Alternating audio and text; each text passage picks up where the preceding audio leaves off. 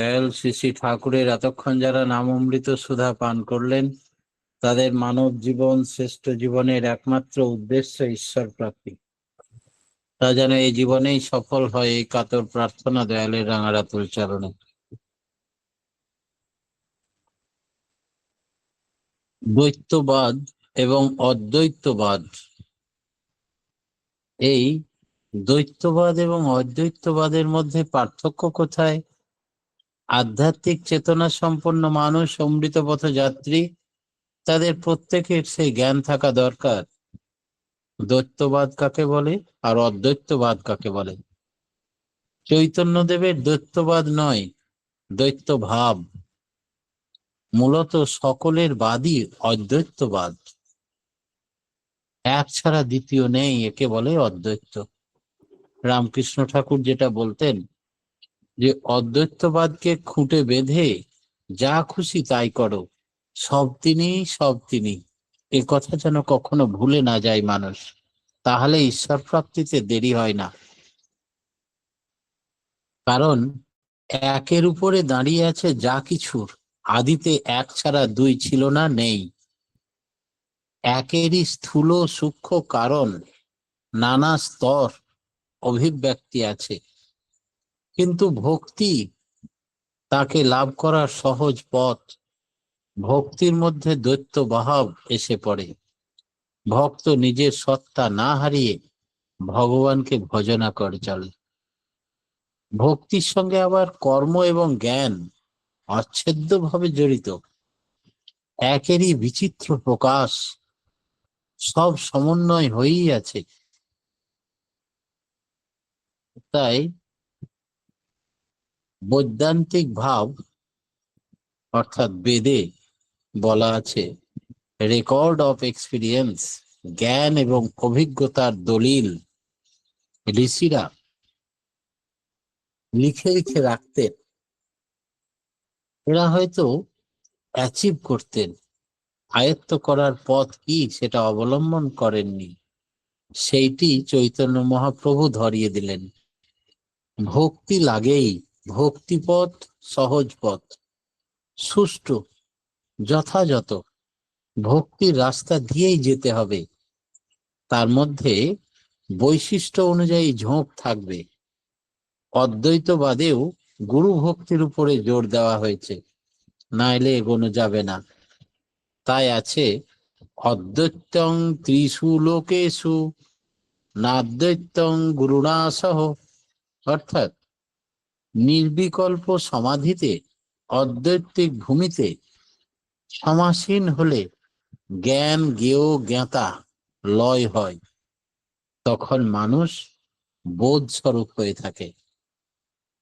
সে অবস্থা মুখে বলা যায় না, আবাং মানুষ গোচরম, শুধু অনুভব করা যায়। অন্য সময়ে যে মানুষের সেবা, সেব্য সেবক ভাব নিয়ে থাকা স্বাভাবিক। আমি না থাকলে তুমিও থাকো না, তুমি না থাকলে আমি থাকি না। তুম চন্দন হাম পানি। জীব জগতের সঙ্গে ব্যবহারে আমি তুমি রূপ দ্বৈত ভাব থাকে, তখন তার মধ্যে একটা একাত্ম বোধের চেতনা খেলা করে। ইষ্টই যে সবকিছু হয়ে আছেন, সেই স্মৃতি যখন জেগে ওঠে, তখন আত্মাই বলো আর ব্রহ্মই বলো, মূর্ত বিগ্রহ হলে নিষ্ঠ, সব তিনি সব তিনি। মানুষ তখন ইষ্ট সর্বস্ব হয়ে ওঠে। ইষ্ট কৃতার্থ ছাড়া সে আর কোনো নিঃশ্বাস ফেলতে পারে না। তখনই সে একাত্ম বোধ করে, আর একেই বলে ভক্তিযোগ, কর্মযোগ, জ্ঞান যোগের সিদ্ধি লাভ করা। কর্মযোগ, জ্ঞান যোগ, যাই বলো, ভক্তির সঙ্গে যোগ না থাকলে কোনো কাজই হবে না। সব যোগই আসে ভক্তি যোগ থেকে।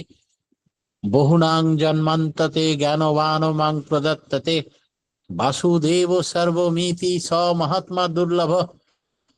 বারবার ঠাকুর এ কথা বলতেন। এই জ্ঞানী একাধারে জ্ঞানী, ভক্ত এবং কর্মী, তিনে মিলি এক, একে মিলি তিন, একাকার। গোড়া থেকেই অদ্বৈতবাদ গাণিতিকভাবে, ম্যাথামেটিক্যালি এটা প্রমাণিত। বাস্তবে এটা করে দেখতে হয়।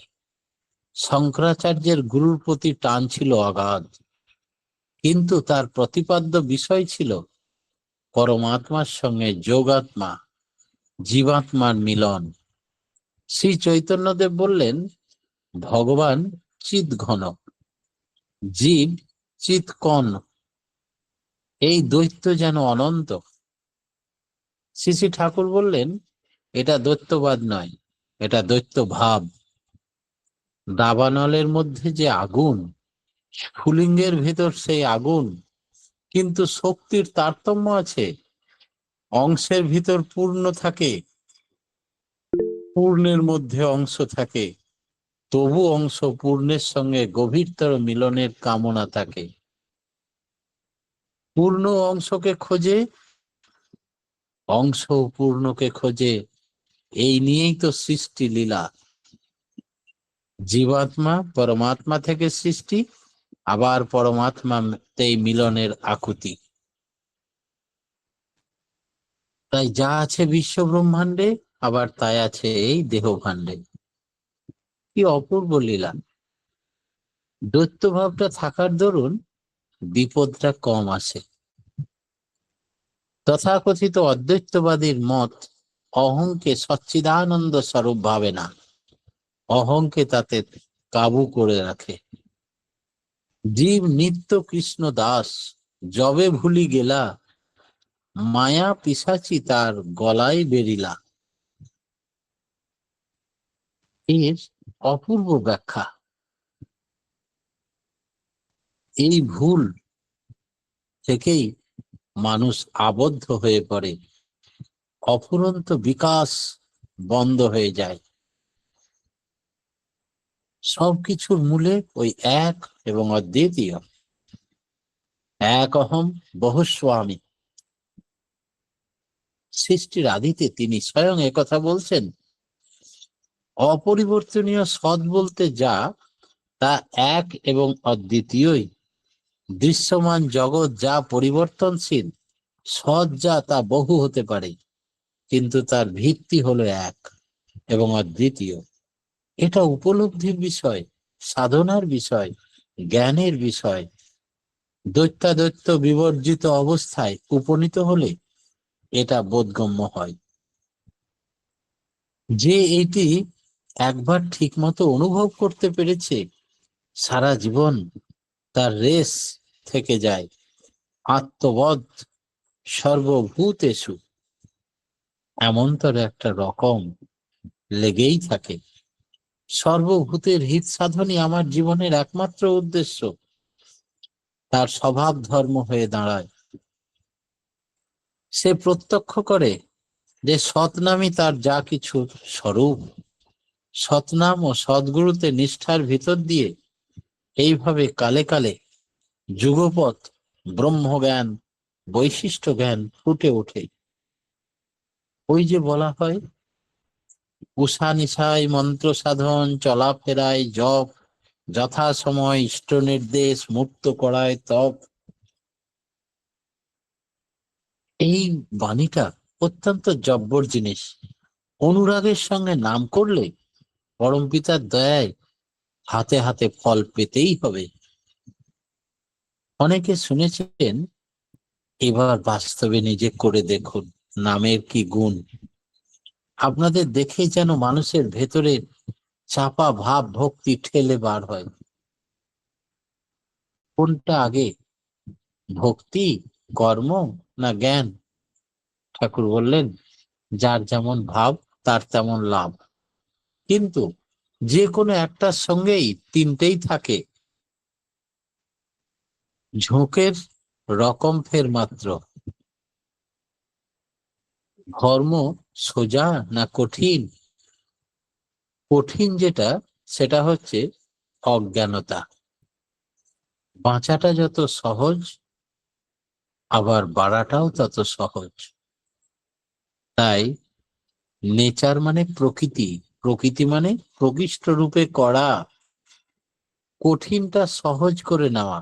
যেমন আজ হৃদযন্ত্র বা হার্ট আমাদের চলছে বিনা চেষ্টায়, বিনা ইচ্ছা শক্তির প্রয়োগে, কিন্তু কোনো মনোযোগও দিতে হয় না, ভাবতেও হয় না।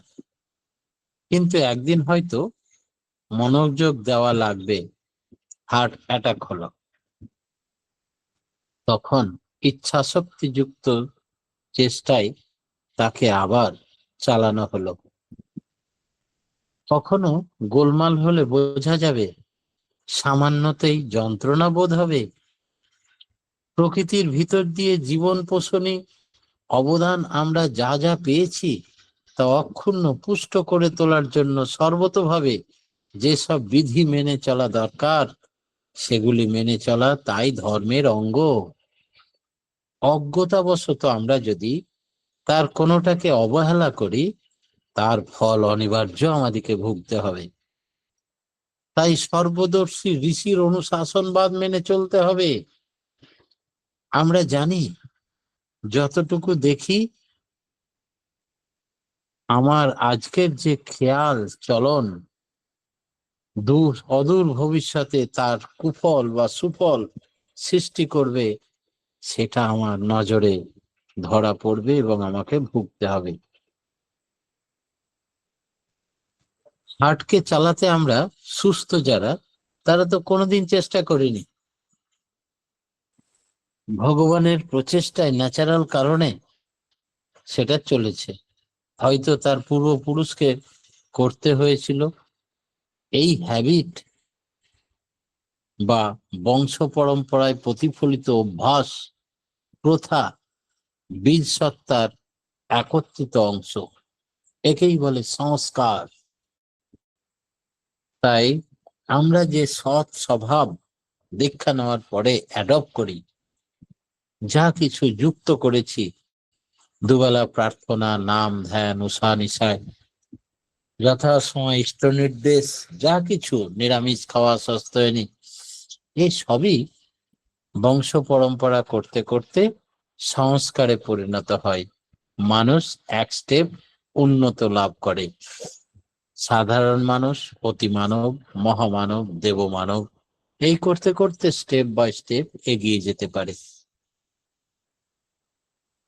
মৃত্যু কাকে বলে? মৃত্যু কেন হয় জেনে রাখা দরকার প্রত্যেকের, কারণ এটা কম্পালসারি, প্রত্যেকের মৃত্যু হবে। আধ্যাত্মিকের ভাষায় বা ঠাকুরের ভাষায়, উৎসে মমতাহীনতায় মৃত্যুর কারণ। কেন মৃত্যু হবে? না তো উৎসে মমতাহীনতা। উৎস মানে, একটা উদাহরণ দেওয়া যাক, তাহলে পরিষ্কার হয়ে যাবে। যেমন তুবড়িবাজি, বারুদের সঙ্গে কানেকশন থাকে একটা সলতে বা পলতে দিয়ে, আগুন ধরিয়ে দেওয়ার সঙ্গে সঙ্গে সেটা তখন জ্বলে, কিন্তু সেটা যেই ডিসকানেক্ট হয়ে যাবে, বিচ্ছিন্ন হয়ে গেল, তেমনি নিভে গেল, পড়ে গেল, আর সেটা জীবন্ত থাকলো না। মানুষের জীবনের উৎস কি? তাতে মমতা না থাকলে মৃত্যুই বা আসে কি করে? যিনি বা যা অস্তিত্বের ভিত্তি স্বরূপ, যার মাধ্যমে মানুষ প্রেরণা পায়, শক্তি সঞ্চয় করে, মুখ্য ও শ্রেয়কে বিবেচনার দ্বারা তার স্বার্থকে নিজের স্বার্থ করে লেগে থাকতে পারে সত্তা সংরক্ষণে হিসাবে, তাই তার উৎস। যেখানে প্রবল টান না থাকলে সত্তার বিনিময়ে প্রবৃত্তি উপভোগের দিকে ঝোঁক বেড়ে যায়।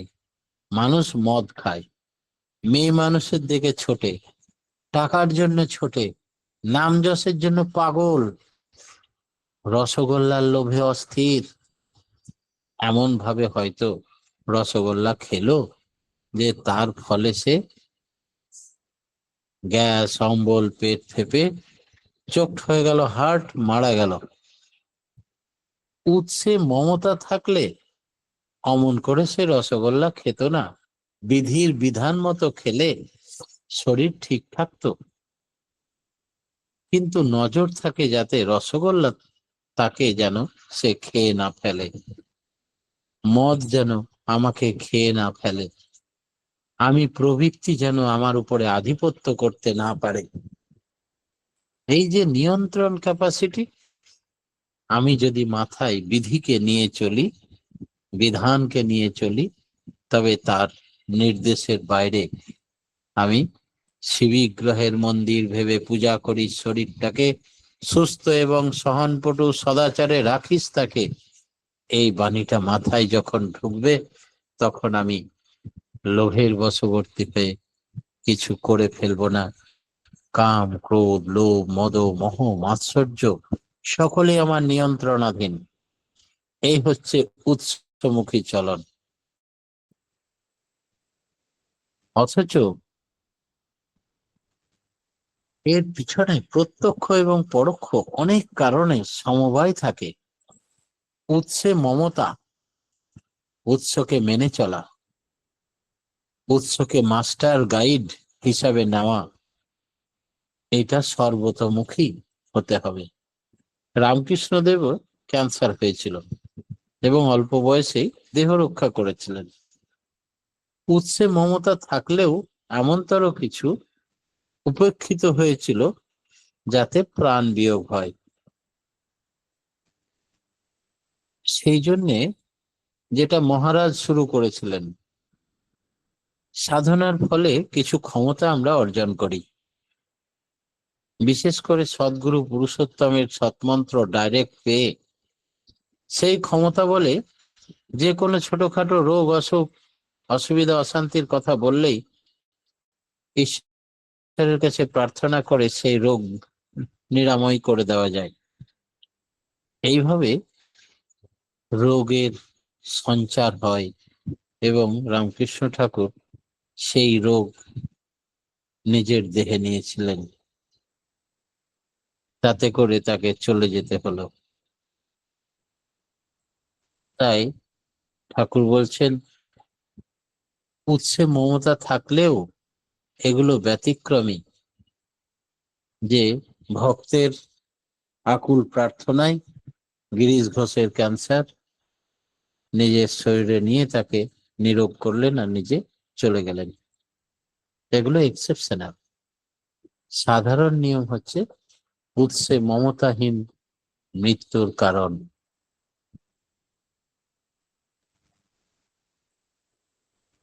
অন্যান্য কারণেও পরিবেশ অন্যতম প্রধান কারণ। প্রতিকূল পরিবেশ থেকে অনেক সময় এমন সংঘাত আসে যে তার ফলে বাঁচার ইচ্ছা শেষ হয়ে যায়। উৎসের কোলে ফিরে যাওয়ার ইচ্ছা হয়, আমি যেখান থেকে এসেছি, হে পরম পিতা, তুমি আমাকে তুলে নাও, আমার আর ভালো লাগে না। তবুও প্রতি পদক্ষেপে মানুষকে বাঁচা বাড়ার পথ দেখিয়ে যান যতদিন সশরীরে থাকেন এই ধরাতে। উদ্দেশ্য হচ্ছে মানুষের কল্যাণ সাধন।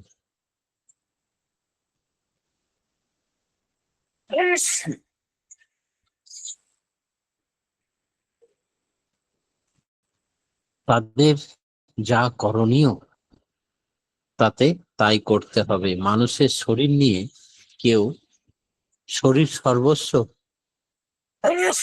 কথা ভাবে না। মানুষের মতো সুখ, দুঃখ, বোধ নিজের মতো অপরের কথাও ভাবতে হয়। যেমন ধরেন শ্রীকৃষ্ণের কথা, যাদবরা ওই রকম হয়ে গেল, তাতে তার মনের অবস্থা খুবই খারাপ। মন তার ভেঙে গেল, জীবনের আকর্ষণ থাকলো না, হতাশায় ছিন্ন ধর্ম হয়ে ওইভাবে পড়লেন, ব্যাধের বাণে জীবন অবসান করলেন। প্রকৃতপক্ষে পারিপার্শ্বিকই তাকে এই পরিণতিতে ঠেলে দিল। তাতেই ভগবানই হোক, সাধারণ মানুষই হোক, তিনি বালিকে হত্যা করেছিলেন আর কথা দিয়েছিলেন আমাকে তুমি তোমার তীরে হত্যা করবে, এবং এইভাবে হত্যাও হলো। আর প্রমাণ করে দিয়ে গেলেন বিধির বিধান অখণ্ড। সন্তোষের সন্ধান কেন পাওয়া যায় না? কোথাও কোনো দোকানে গিয়ে বলা যাবে না 1 কিলো সুখ শান্তি সন্তোষ দিন তো? ইষ্ট স্বার্থ প্রতিষ্ঠা ছাড়া আমাদের চাইবার আর কিছু নেই, আর করবারও কিছু নেই।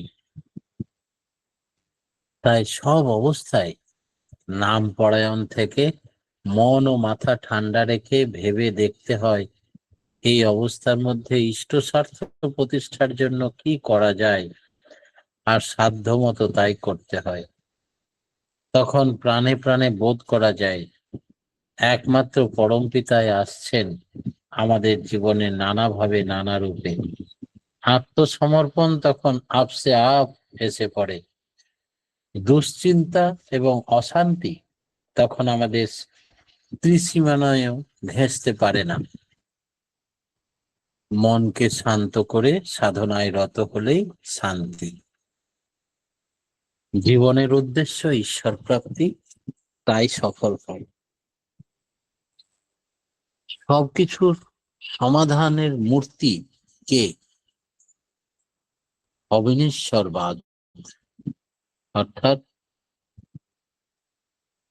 এই দুই বাদের মধ্যে বাসুদেব, তিনি ব্রহ্ম, তিনি আত্মা, তিনি চেতন, তিনি বিগ্রহ, তিনি পুরুষোত্তম, সবকিছুর সমাধান মূর্তি তিনি।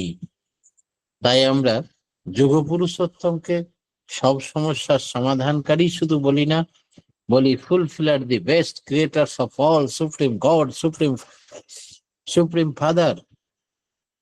হাজারো নামে অভিষিক্ত করলেও তাকে প্রকাশ করা যায় না, তার প্রকাশ তিনি নিজেই।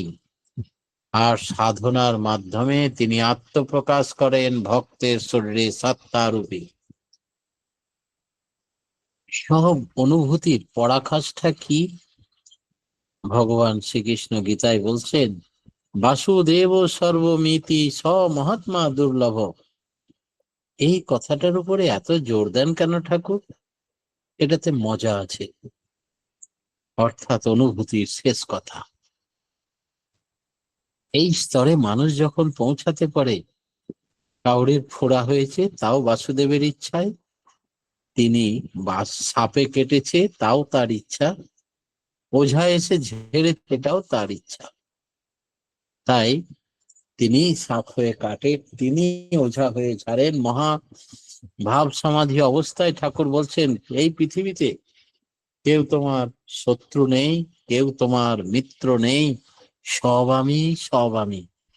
আমি এক মুঠো ভাতের জন্য দরজায় দরজায় ক্ষুধার্ত কুকুর হয়ে ঘুরি, আবার আমি আমার মাথায় মানুষ সেজে একটা লাঠিতে জোরে আঘাত করি।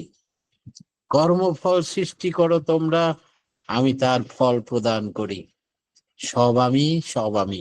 ওই কুকুরটিও আমি, আঘাতকারী ব্যক্তিটিও আমি।